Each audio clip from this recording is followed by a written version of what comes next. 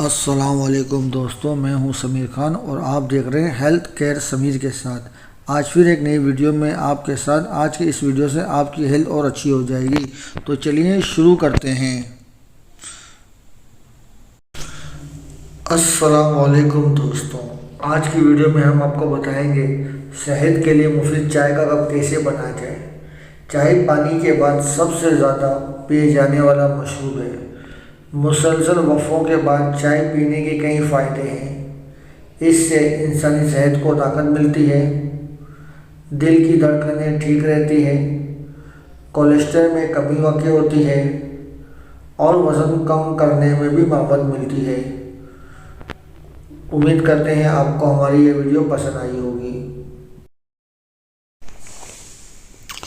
دوستوں، امید ہے آپ کو ہماری ویڈیو پسند آئی ہوگی۔